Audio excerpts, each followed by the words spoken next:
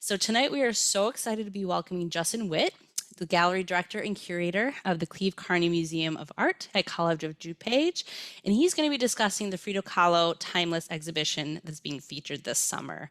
And this is especially exciting considering we scheduled this talk a year ago and the whole exhibit was supposed to be happening last summer. So we are so happy that this has been rescheduled and we are welcoming Justin tonight. So Justin, I'm going to hand it over to you. Thank you so much for being here with us tonight. Thank you, Courtney. Thank you for having me. I feel like these Zoom talks are few and far between now. It's almost like we should enjoy it while we have it. And I just want to echo the amazing, if you haven't seen it, the amazing thing that's going on in downtown Wheaton and Glen Ellen, the way the community has really embraced this event and made it their own is really spectacular. So I know we're very appreciative of it, and we've definitely taken part of it. And I know that Diana and I will be out at the 9th for the next Frida Friday in Wheaton. I look forward to that. So what I'm going to talk about tonight is our exhibition in general, some details about some of the specific pieces, but how we got the collection, how it's displayed, the structure of the exhibition, and also the evolution of the process of transforming the Art Center and to present the show. So if you have any questions, at the end, we can definitely answer those if you want to know some more specific information. I'm going to go ahead and get started and share my screen.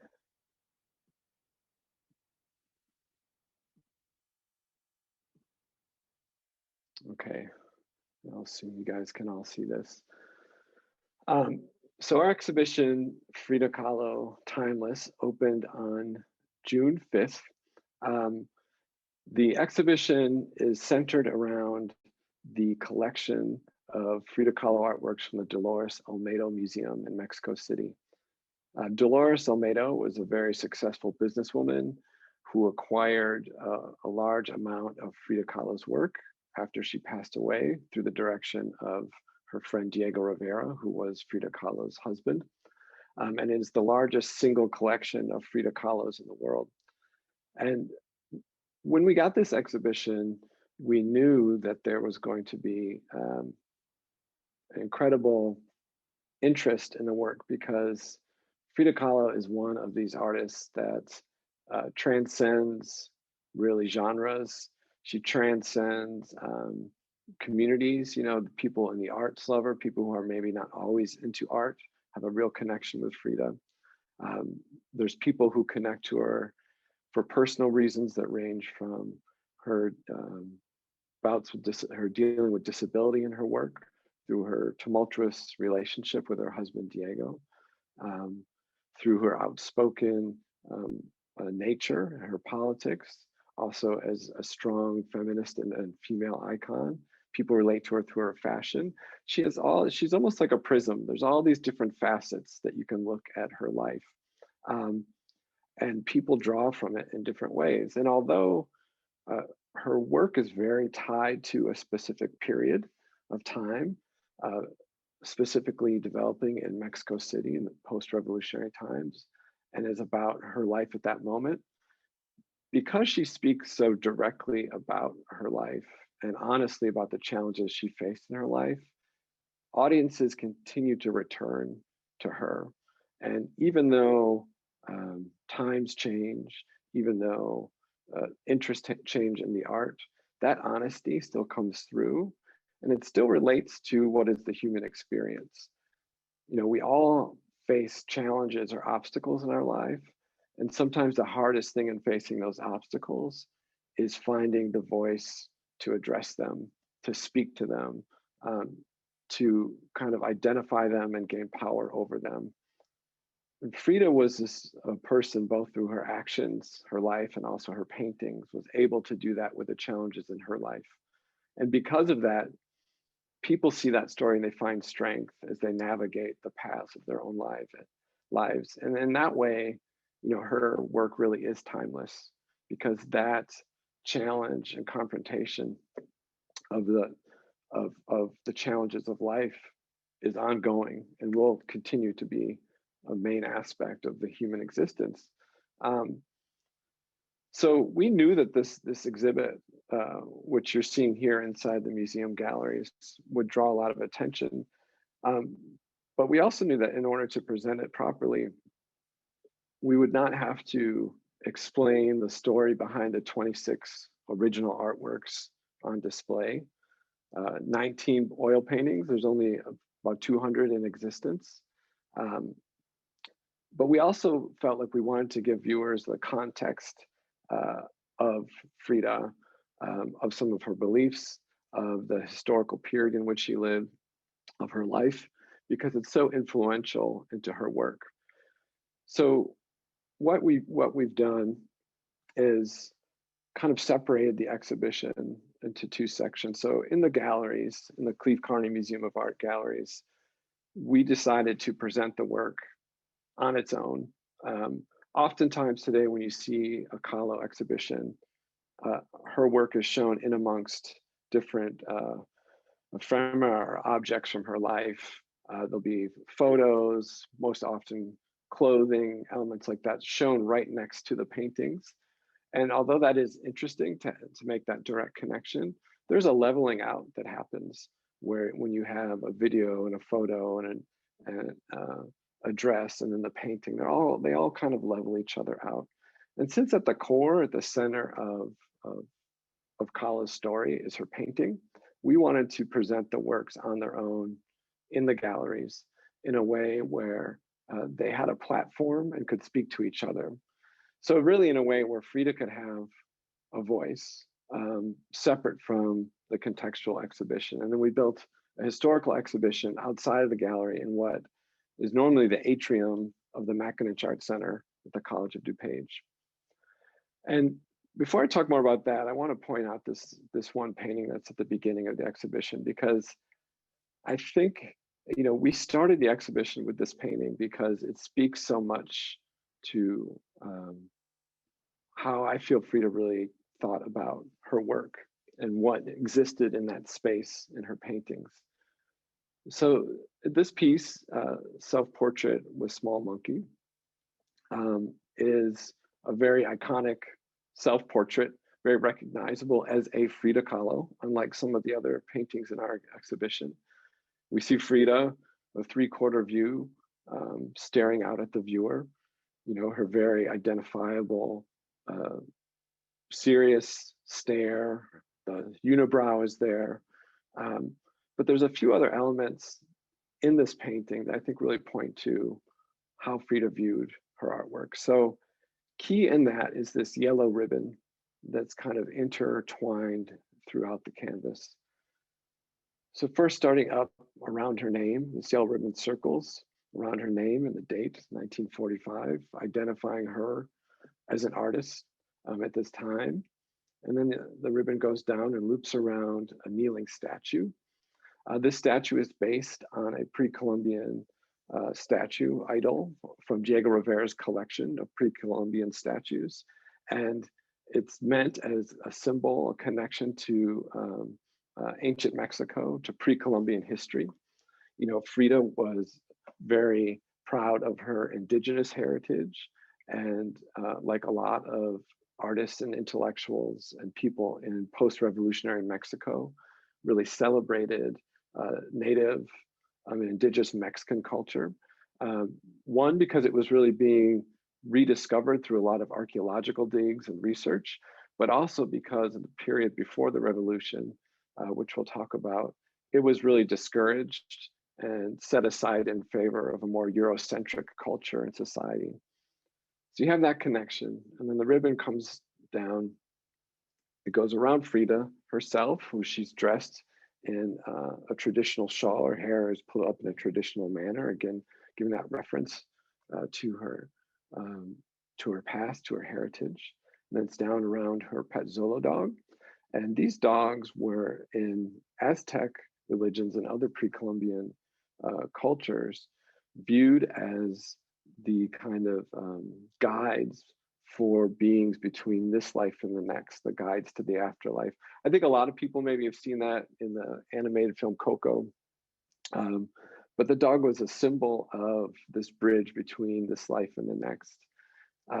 So in this painting, you have that connection of, in front of Frida is, yes, it's her pet dog, but it's also this connection to the next world. And then Frida, and then the ribbon goes back around her pet spider monkey, who's delicately holding one end of the ribbon in the bottom of the frame, and embracing Frida on her shoulder. And she did have pet monkeys, which she's very fond of. And in her paintings, they often symbolized her students or friends or those close to her. But the monkey is also a symbol of the arts and dance and kind of in general life. So you have the monkey on one side, the symbol of kind of the arts and life, Frida in the middle, the dog, the connection to the afterlife. And then the ribbon goes up and is tied around a nail that's painted in a trompe l'oeil style. So it appears to be actually jutting out of the canvas, and the ribbon is tied off to that.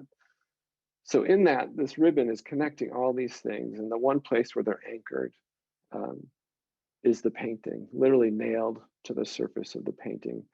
And I feel like it's because it's in this space that all these elements of Frida's life come together and are presented.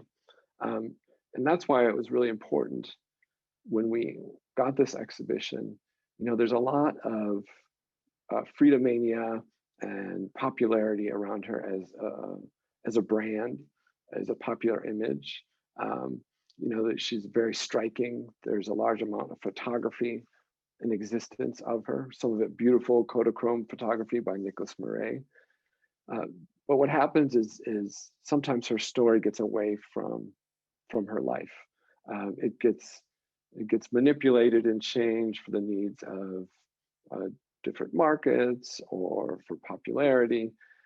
And in this presentation of the paintings, it was important to me to have a quiet enough space, although it's been so busy, it's not always quiet, but in the presentation, quiet enough where the paintings can speak for themselves, where Frida has a chance to really share her story in the way she chose to, not in the way in which we're trying to frame it today. And I think that's especially important with painting. I was trained, through graduate school in painting, and I really thought that was the career I was headed towards. And the one thing I always loved about it, and really fell in love with painting, was how it's a surface because of how it's made and the slow process in which it's made and the slow way in which the paint dries. It really captures all of the artist's decisions, their thoughts, the process. I've said often around this show that actually the dust or the elements in a room in which a painting is made are captured in the surface of that painting. And in these paintings in the Cleve Carnegie Museum of Art, you can see a little outlines or underpaintings where Kahlo changed her mind or the composition slightly changed. There's a painting where her fingerprints are on the side, and that there's that actual physical trace of the artist, of the time spent and the thoughts put into these works that still exists uninterrupted from the day she finished them to the day they are hanging on our walls in the gallery right now. And I wanted people to be able to experience that, because I think that's really, if you scrape away everything else, that's really at the heart of what we're presenting. We're just giving a platform for a story and for a message that's already been created. So that's in the exhibition. And the other aspect that I think draw a lot of people to Kahlo's life is her phenomenal life story, and it was really the source of a lot of the subject matter in her work.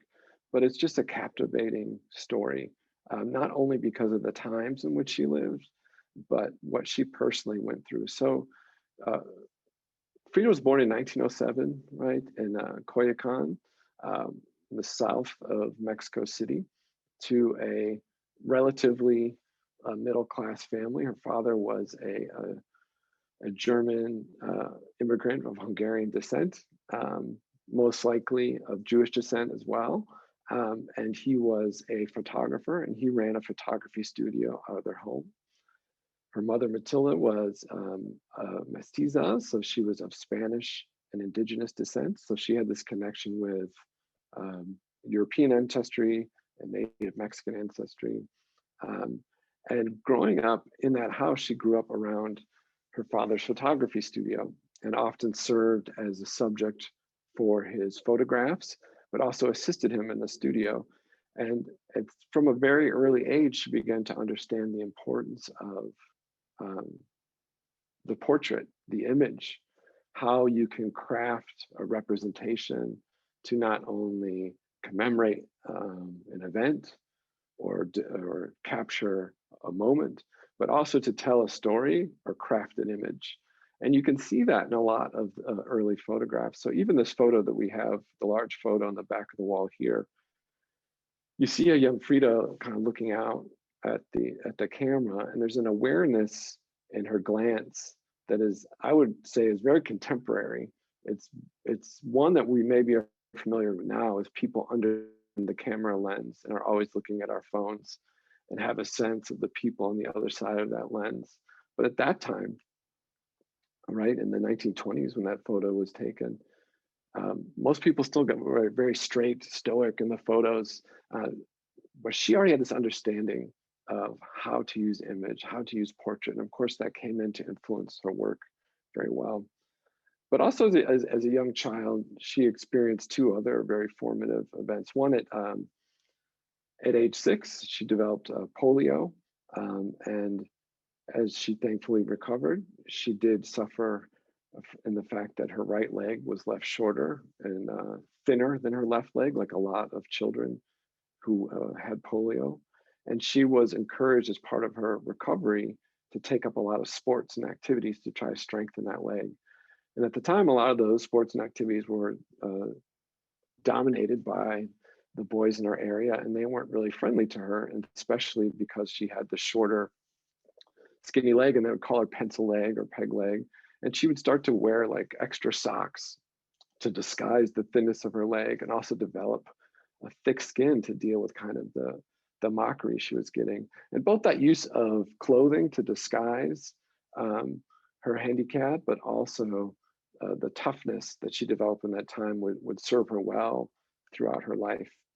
And the other big element that she experienced early on is 3 years after she was born was the start of the Mexican Revolution. And we'll talk a bit more about that in a minute, but the revolution, which went from 1910 to 1920, was a very tumultuous period. And, you know, there was, after the initial overthrow of the President Porfirio Diaz, there was this back and forth of different leaders. At different times, there was fighting in the streets, even of the capital. So it was a very volatile time, but it was also a time when a lot of very nationalistic and pro-Mexican philosophies and ideals started to percolate and build and really fed post-revolutionary Mexico, which is the period she would kind of develop as an artist. And that kind of spirit, mentality, and the arts that came out of that were very influential in her life. And perhaps the most influential of her youth is, you know, at age 15, she was one of only 35 students who was accepted to a national preparatory school in Mexico City, the National Preparatory School. And at that time, she became close friends with a group of students who called themselves Los Cachucas, named after the hats they wore, kind of the peaked caps, like Newsy Boy caps that they wore. And this group were, you know, they would put on plays, write poetry, very stimulated, but they're also, you know, kind of playful. They like to play pranks. They famously set off dynamite outside the auditorium when one of their least favorite professors were speaking. And also when the government had paid a famous muralist to come to the school to paint a mural, a man by the name of Diego Rivera, the group and Frida would play pranks on this world famous artist by setting his scaffolding on fire, spying on him, calling out to him while he worked. And that was also an important moment because Diego Rivera would go on to play a very big role in Frida's life, but not as big, you know, arguably an equally big role was played by what happened when she was still a student at school in 1925, when she was leaving the school with her boyfriend, Alejandro Arias Gomez. They got on a bus to head back to Coyoacan from the National Preparatory School at Prepa. And Frida recalls the bus driver was very young and nervous at the time. And Mexico City, it was only recently modernized. So the advent of the electric streetcar and buses in the streets uh, had not been around for decades and decades and decades. There was still something that was laid on top of this much older city. So there was not quite the organization of it. And this young driver was darting through traffic, went around a car, and then the bus was T-boned by a streetcar. Now, you can see in the right of this image a replica of what a streetcar at that time looked like. It's not a bus like we think of now, like a metal pace bus or something like that. It was basically like a flatbed with a wooden carriage on the top, on the back, and it had wooden benches. So when it was hit by this metal tram, all reports of it that it was an incredibly slow but painful accident where its pressure slowly built up against the bus from the tram until all the pressure built and built and built. And I like to explain it as if you hold like a pile, a stack of sticks, and you slowly bend them.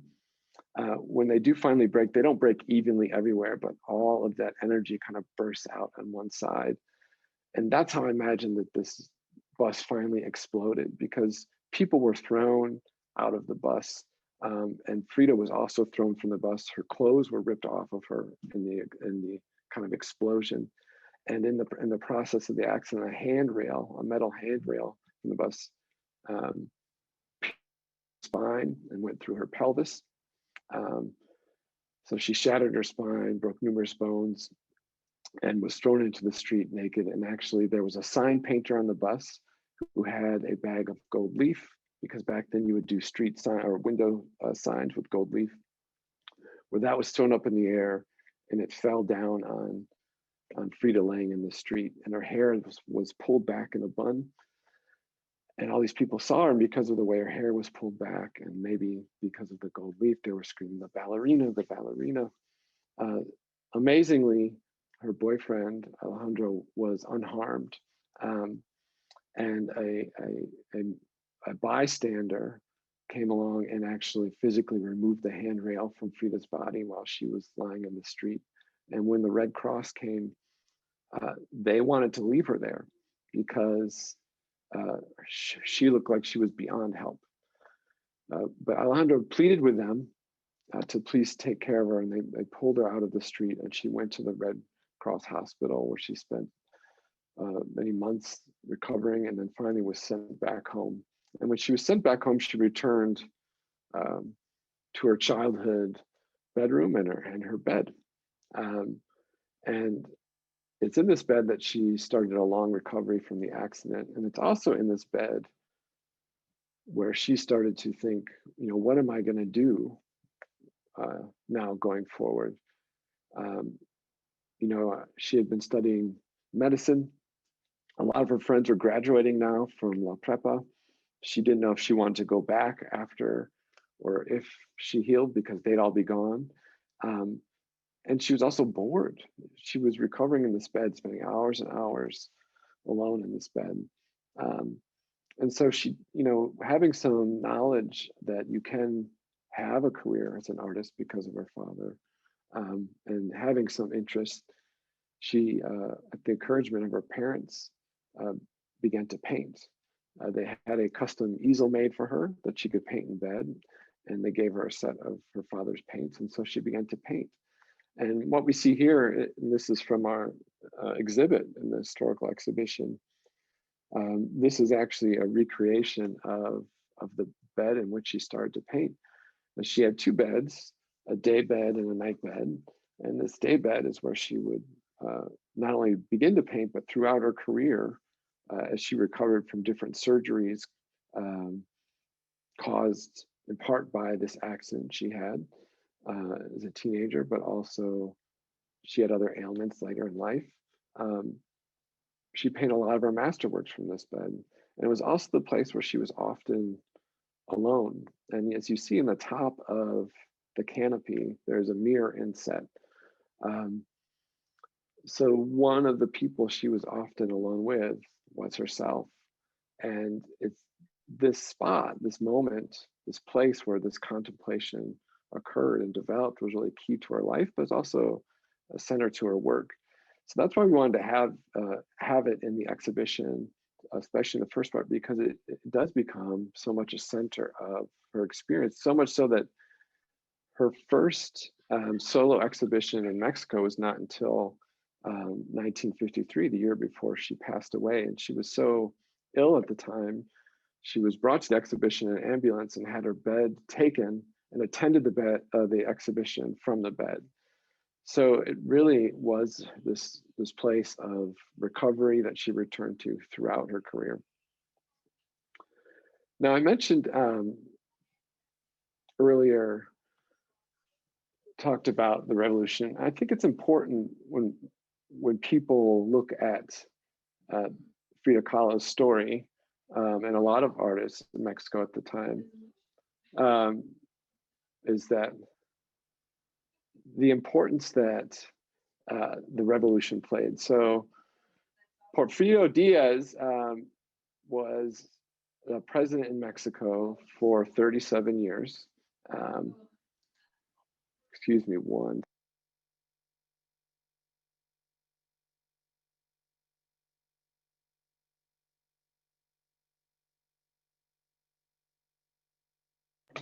Sorry about that.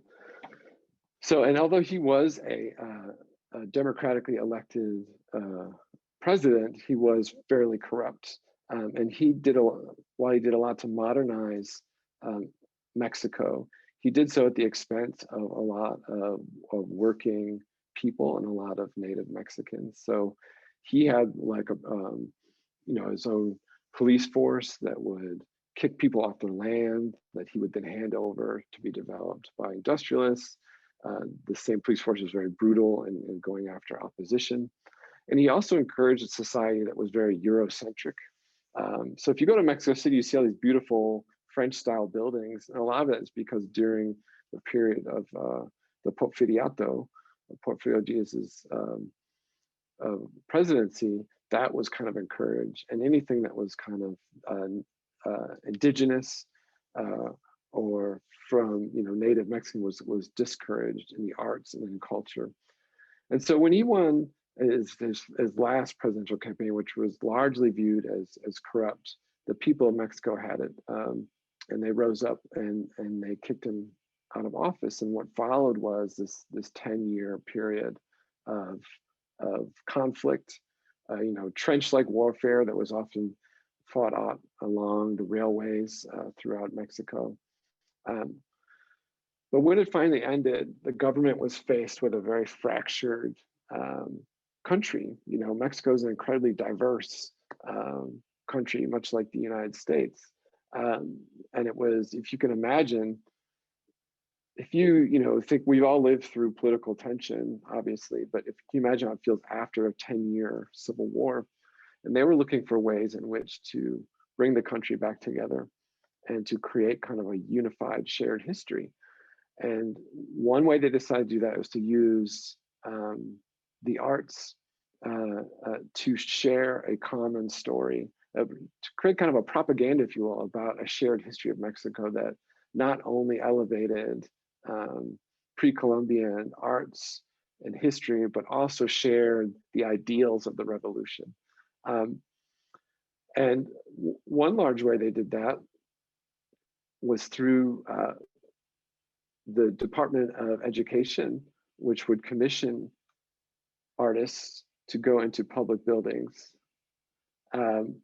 schools and other buildings, and create these large murals that beautifully depicted this in a way that could reach anyone, whether they could read or not. It was very captivating.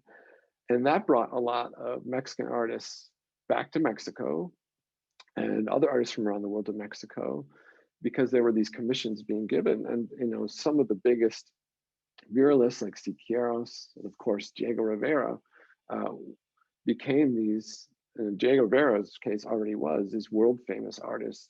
And people from around the world began to flock to see what they were doing.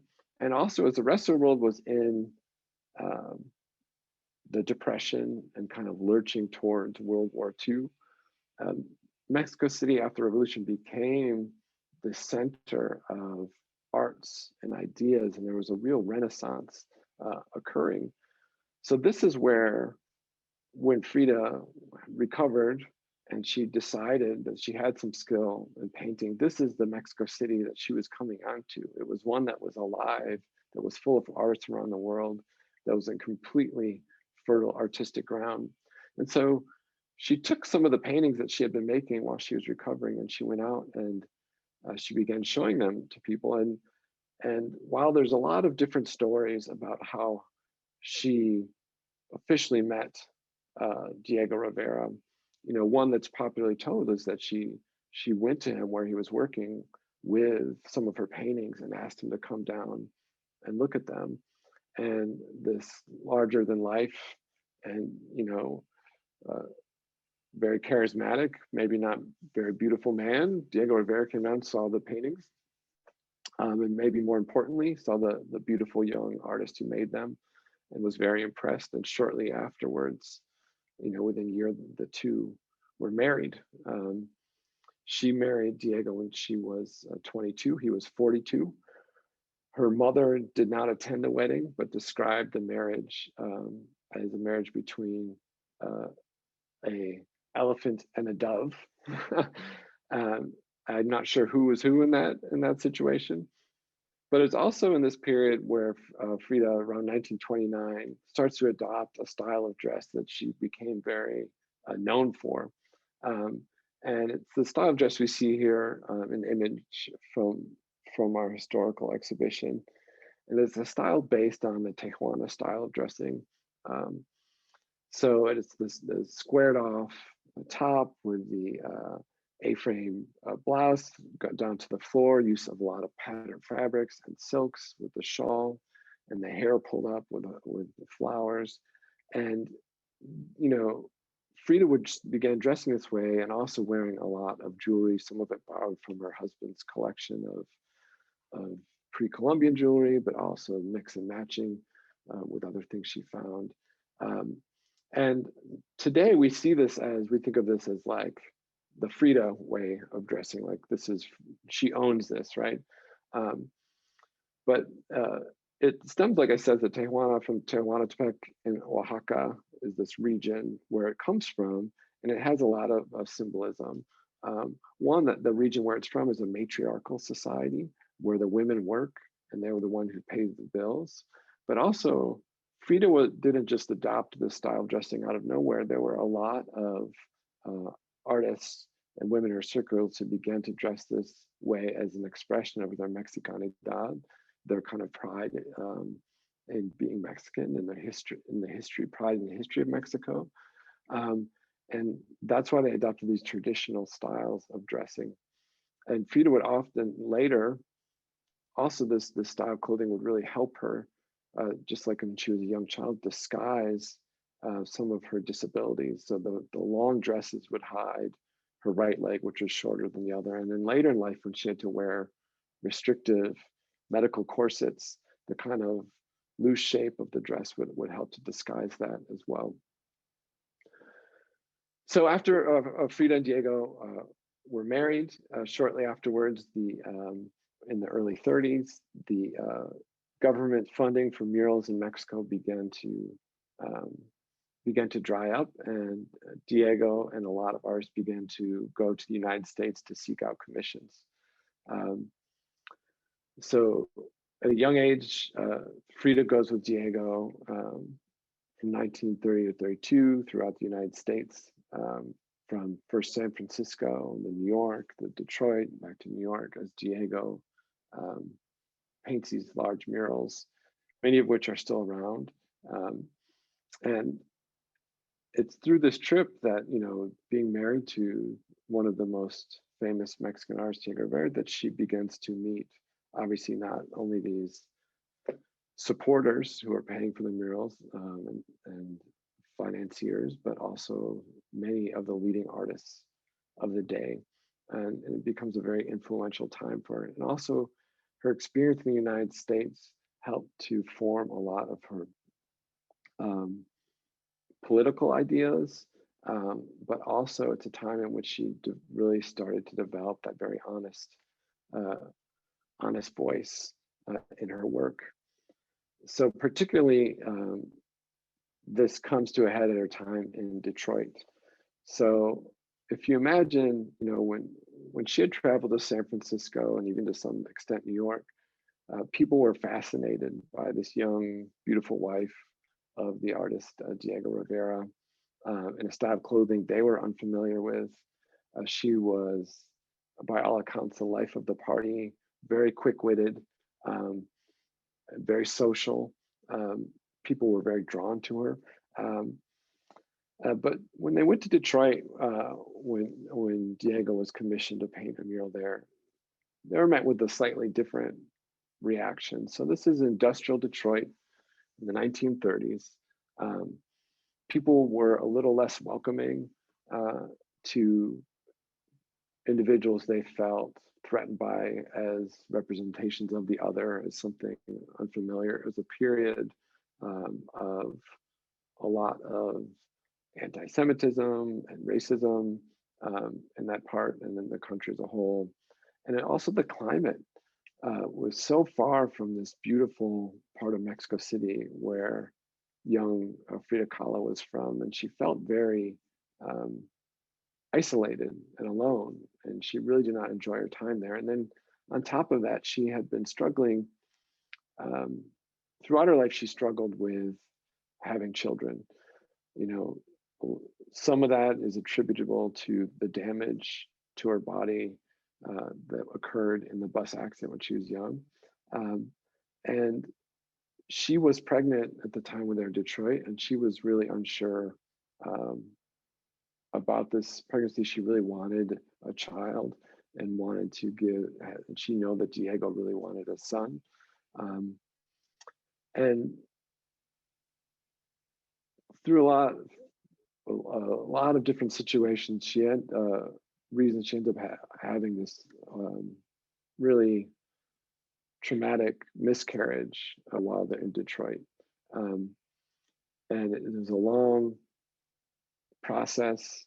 She felt very, it was foreign. She felt very out of it. She was treated at the Henry Ford Hospital. And afterwards, she was understandably really depressed in processing the experience. And she chose to process it and express it through painting. And so this piece, Henry Ford Hospital, we see a lot of things happening. First, we see Frida, still looking as if she's pregnant on this intentionally oversized and tilted bed from the Henry Ford Hospital. She's hemorrhaged on the bed. She's in this very barren, isolated landscape with industrial Detroit in the background. And then connected to her from 6 red vein-like lines, we have the model on the left, a model of a female body, medical model, to show kind of the cold medical nature of her experience. In the center, her lost child. On the right, a snail to represent the slow pace of the experience. On the bottom left, there's an autoclave, a machine used to sterilize medical tools, the depiction of which here Frida invented, but it's meant to show the mechanical nature of her experience. A wilted orchid to show kind of the failed or dying fertility, and of course her pelvis. Now, to use her personal story as the subject matter of this work, and to use her personal story about such a taboo and painful subject was very uncommon with any artist at the time, especially a female artist, to talk about these issues so visually, so clearly, so directly in this work. And in fact, when Diego Rivera saw the painting, after she completed it, he even commented essentially that it was unlike anything else that was being made. And although it's an incredibly painful image, in it, there's this aspect that goes back to that timeless nature I talk about with Frida's work, is her willingness to address these issues in her life directly, and in a manner that is not apologetic, that is not asking for sympathy, is not coming from a place of weakness, but is just almost saying, "Here I am. This is my true story." And there's a strength in that, and I think that really speaks to a lot of different people, and it comes through in a lot of her portraits and other works as well. After they returned to Mexico, Frida's career really begins to pick up. She had already drawn some attention, but she starts to show her work publicly. She has a show in New York at the Julian Levy Gallery, half of which the show sells out. This is in the middle of the Depression. She's in a show organized by André Breton in Paris called Mexique, and it is one of her works is actually purchased by the Louvre, the piece de frame being the first work purchased by that institution, although at the time as a contemporary Mexican artist. But at the same time, she's starting to develop a lot of physical ailments and complications, some of them stemming from the accident, some of them stemming from the fact that she had spina bifida. And so as she's making her most iconic works in the 40s, starting to get recognition, she's also dealing with a large amount of medical complications and pain. She had about over 30 surgeries in her life, many, most of which on her back and spine. And you see it in a lot of these surgeries, you can see in that photo in the background, in order to kind of straighten her spine and set it, they would put this strap under her neck and kind of basically like stretch her out before they cast her in a plaster cast. She started to have to wear these bulky corsets on her dress, sometimes made with metal structures, leather corsets. Here we see three recreations of actual corsets she had to wear. A lot of these devices were actually rediscovered in 2003 when a bathroom off of her bedroom at the Blue House, her house in Coyoacan, was opened up to the public. And there was really, for the first time, a true sense of just how much she was constantly kind of battling her body in different ways. So there's this duality of she's making some of the most important work of her life. She's getting this recognition, but she's also battling her body, this physical restraints. And throughout it, I think it often, it's easy to then talk about her through this way, this sympathetic way, this kind of to create this sad story about like, oh, she was so burdened by her disability. But I don't think that's the case at all, because at the same time, she was larger than life. She was always the center of the group that she was in, dressed just in amazing fashion, jewelry. She wore so much jewelry at times. There's like a story of her going to National Theater, and she was late, and everyone knew when she arrived because they could hear the jangle of her jewelry. And although, like in the Henry Ford Hospital is an example, and Broken Column, which is also in the show, is an example of how she kind of powerfully addressed that pain she dealt with. Her paintings also contain an incredible amount of beauty. and skill. And I think one painting that really highlights that in our exhibition is actually not a self-portrait, but this portrait of Donna Rosita Murillo, which is in the center here.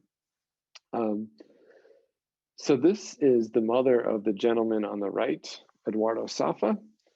Eduardo Safa was actually Frida Kahlo's major supporters, one of her major supporters in her life. He had purchased or either purchased or commissioned over 30 works that he had of Kahlo's. And in that, he had also commissioned works of his entire family, including his mother, who we see in the center here. And a lot of those portraits, when Kahlo was commissioned to do a portrait, although very strong, beautiful paintings, they were much more traditional portraits like you see of Eduardo, where it's just kind of squared off, plain background, there's the likeness, boom, boom, boom, there you have it. But in the portrait in the center, we see a treatment that is usually reserved for her self-portraits. So not only is the scale of the painting larger, but you see in the background this almost throne-like interwoven ground of cactuses and flowers and leaves. It's just intricately beautiful. You have the subject matter herself standing very kind of regally in the center. Each strand on her hair is beautifully painted with slightly different color. The lightness in which she paints her face, there's many marks, but there's a light mark where there's a luminosity to it. And maybe kind of somewhat hard to see here, but she also has this expression on her face where she kind of has a raised eyebrow, this very grandmotherly expression, like, I've seen it before, I've been here before. And then she's knitting with her hands, which are also exquisitely rendered.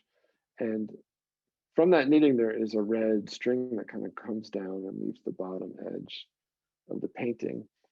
And you can get a sense of it going out and connecting to the viewer outside the frame, or perhaps to Frida herself as this connection, because Frida did view her as a second mother. So, like I said, the big part of Frida's story is a lot of the challenges she faced, but I think a big part of her as an artist too is, and shouldn't be forgotten, is really how skilled she was, and how beautiful her work was. And when she did really spend time with her self-portrait, in this case, Donna Rosita, how she really captures something that transcends just an image. And what's amazing to me is even around this show, like in different online comments, or you hear people say, there's still this hesitancy or reluctance to give Frida credit as an artist. There's still people like, oh, the most overrated artist in history, or there's still people who hint that maybe Diego actually created all of her work. And I think it's really amazing to me, because it's absolutely bunk. I mean, she's a fantastic painter who was using a language that was really had not been seen and would not really be seen for decades later, a language of using her body, her personal story as the narrative in her work. But also, I think it points to the depths of which the depths of misogyny that still exists around female artists. That we have this historic, like groundbreaking female artists that people to this day are still questioning. Her validity is just astounding to me. And of course, the other aspect, we talked about is Frida as the icon.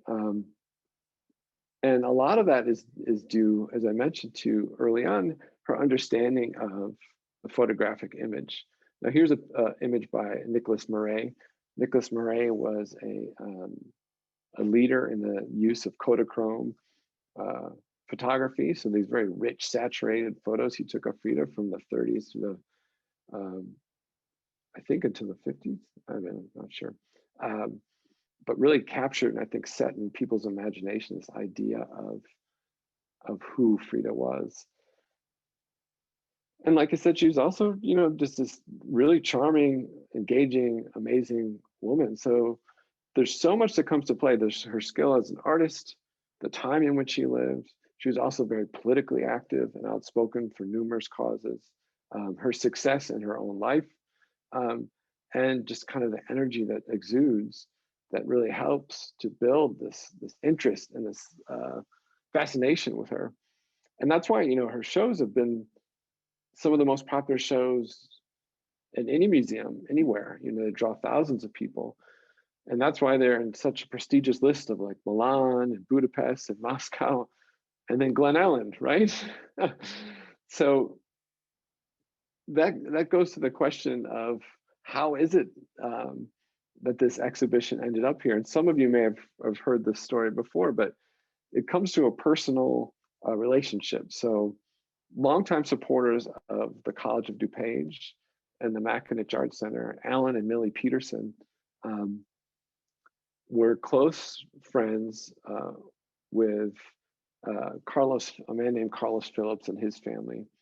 Now both families had condos in Colorado together, and the Petersons were in an association when Carlos Phillips' family moved into that association. And at first, people maybe weren't as welcoming to the Phillips family. So the Petersons decided to have a large meal where everyone was invited to get to know each other, to build friendships. And it worked. Everyone got along well, and they actually built a lifelong friendship with the Phillips family. And Carlos Phillips is actually Dolores Olmedo's son. And Dolores Olmedo, as I mentioned, was this wealthy, successful businesswoman who was friends with Diego Rivera.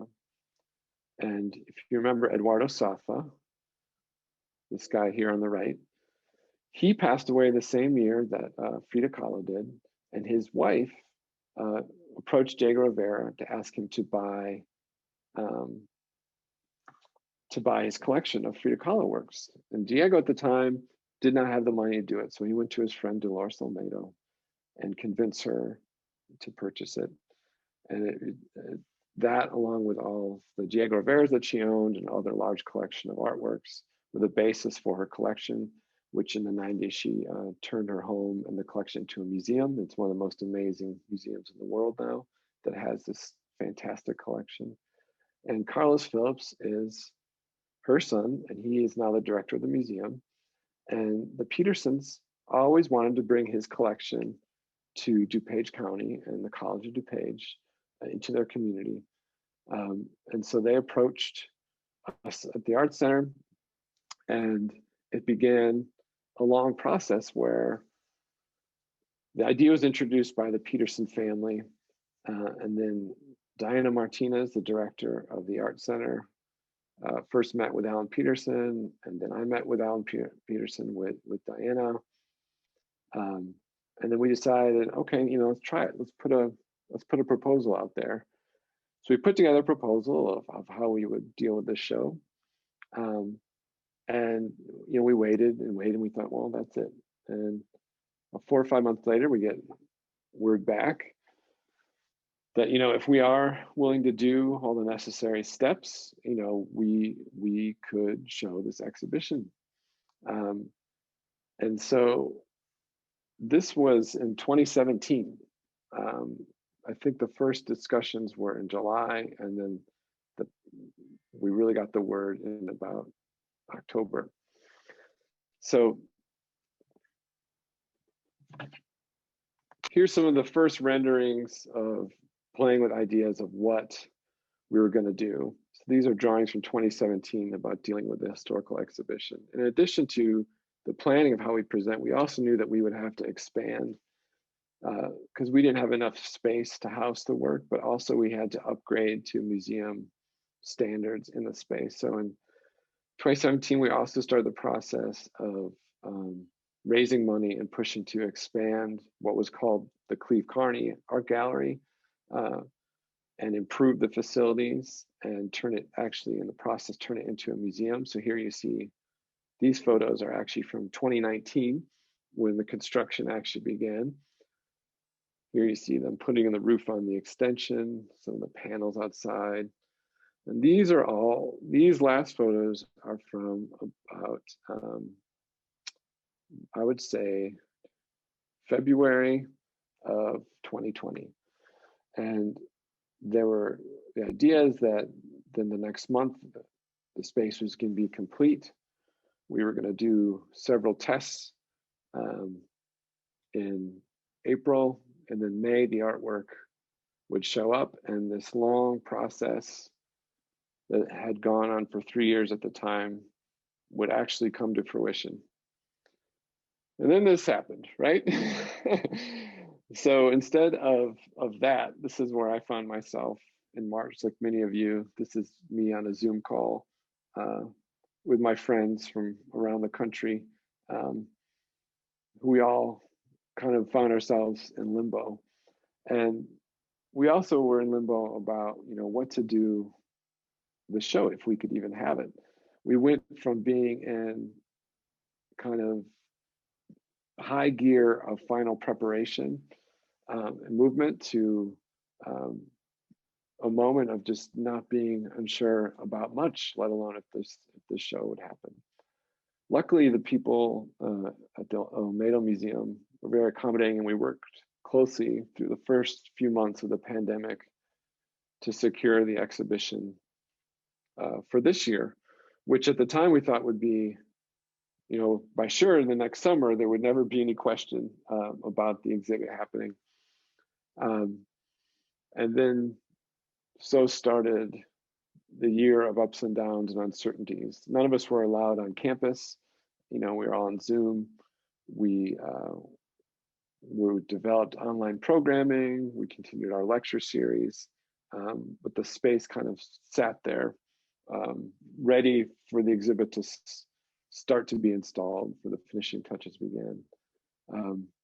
And as all of you know, throughout the past year, there were these ups and downs and uncertainties, even up until February of this year, when we were still dealing with, the kind of the spike over the winter. And although we never considered the idea of not doing the show, we still had an uncertainty because we still hadn't been on campus, and it actually wasn't until this March that we were back on campus, allowed to begin. And at first it felt kind of daunting because although a year had passed, we were almost kind of dropped back on campus right where we left off exactly a year prior. But at the same time, there was this incredible energy to be back because we had all experienced something that Frida had experienced throughout her life, this isolation and separation, and this question about if I'd be able to do what I'd hoped, if there will be a normal again. And in that questioning, just like Frida, I think that we found a resilience. And even though it was a tremendous task this spring to pull this show together with such a short runway, even though we had done all the preparation, just to physically bringing it together, the logistics of that, I think there was also a lot of energy and resilience that I think a lot of us feel now, and that we also see, in the streets of Wheaton and Glen Ellen. There's just this excitement to be back together, to be back out, to have things moving forward. And that was so exciting when we started. Our registrar, who was down in Mexico overseeing the packing of the works this spring, started to send us these pictures, because all of a sudden this 4-year improbable project of bringing this museum exhibition that transformed our campus and museum and our community became a reality. Seeing them loading up the trucks in Mexico, the crates, seeing the crates on the pallet in the plane. They came in, 3 separate flights. Everything had to be very secretive, a lot of security. And then finally, the picture on the right is Diane and I when Frida was actually in the space. That first delivery arrived, in the sense that, this is actually here and happening. It's been overwhelming, and the response has been overwhelming as well. I think that throughout, the community has been incredibly supportive, but the numbers we've seen in the space this first week and a half is just astounding, and the press we've gotten, and it's been, it's a testament to Kahlo's story, but also a testament to the work of hundreds and hundreds of people at the College of DuPage, and in DuPage County and in our community. And I just, I'm fortunate enough to have experienced it. And one thing that I'm looking forward to experience, as I mentioned before, is the next Frida Friday in Wheaton. It's really amazing the way the community has experienced it, and also in Glen Ellen as well. So that's kind of, sorry I went a little long, that's kind of story of the exhibit, what it is, and where we are, and how we got it. But I would gladly answer any questions for any of you who are still awake. Thank you so much, Justin. I mean, wow, what a journey that we're here now. I mean, that's amazing. Not to mention Frida's life and her journey. So if you do have questions for Justin or about the exhibition, please feel free to drop them in the Q&A or the chat. We do have a few already. First question, did she ever graduate from La Prepa?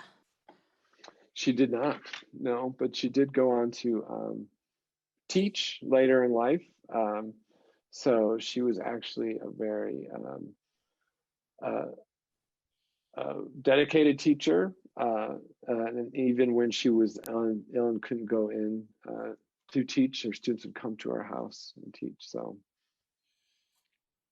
and then next question, actually about Frida and Georgia O'Keeffe. Did they ever discuss each other or each other's work? Yeah, they met in New York when Frida was there, and Frida was very taken by Georgia O'Keeffe's independence, seeing this strong female artist who was also an artist using her own language, and finding success in it. And they did exchange letters, and she expressed a lot of admiration. And there's also some evidence that they perhaps had some sort of a relationship. It's not totally clear, but more importantly, I think that the influence of her as an artist and role model was definitely there. Yeah. Excellent. And did Diego ever have any other children? I don't want. I have not studied him as much, and I'm sure that he did have other children outside of the relationship, and he did have children, but I can't speak too much to that accurately, and I don't want to misspeak. So maybe we'll find out at our lecture coming up in a couple yes, weeks. We'll the art focus on historian will have good info for that. Frida and Diego. I want to say yes, but I don't want to. I'm not positive. So, Yeah. but I'm sure we can find the answer. Ask our reference librarians at the library. Yeah. Here's an interesting question. Why was her house painted blue? So the Blue House, which was her childhood home, that eventually Diego bought from her father, and it's Diego and Frida who painted it blue, and they also added an addition that was a studio, and they bought adjacent lots to build these beautiful gardens. Not only was it a color reminiscent of like popular arts in Mexico, but it's also a color in the exhibit. You see there's a page from Frida's diary about her, how she viewed different colors, the association she had with them. And blue was one of electricity and life. And I think that relates to that space very strongly. And I was there right before the world kind of shut down last year. And it is really one of the most magical places. I mean, the light there, the gardens, the interplay of the blue exterior walls with the reddish floor and parts of the courtyard outside, and the yellow floors on the inside with the green trim. It's just really phenomenal. And there's a model of the blue house in our exhibition in the family area that was made by white architects. That's really fascinating. It's like something that kids and adults like are just drawn to. They did an amazing job. That sounds excellent. I want to say there's a virtual tour you can take of the museum online as well. And Yeah, so if so, I'll find that. there is a virtual tour of the Blue House you can take through their website. There's also, I think, a large part of it is on Google Arts and Culture also. There's also a virtual tour you can take of our exhibition now Oh, as well. They'll be available on our site for people who maybe still aren't as comfortable being with crowds or can't travel. We are offering both a docent-led and just a pre-recorded virtual tour of the exhibition. And that can be found at our website, frida2021.org. oh, excellent. That's wonderful. So I'll try and drop that link in the chat, and I'll also send that virtual link. Oh, thank you. Somebody just put the Frida Kahlo Museum Blue House virtual tour in the chat. Yeah. Thank you. And I'll copy that so everyone can see, and I'll also include it in the follow-up email. So thank you for that. Our next question, did Diego and Frida ever come through or work in Chicago that you know of? I think I I don't think that they worked here. They may have come through, but not that I know of. So Well, they came through Detroit. That's pretty close. yeah, Detroit, yeah. And then someone did say in the Q&A that Diego had 4 children, 1 son, and 3 daughters. So thank you for Yeah. that. And then another question. So how did Frida do her self-portraits? Did she use mirrors or photographs of herself? She she obviously would work from a mirror at times, but she also famously, with a lot of her paintings, works from photographs.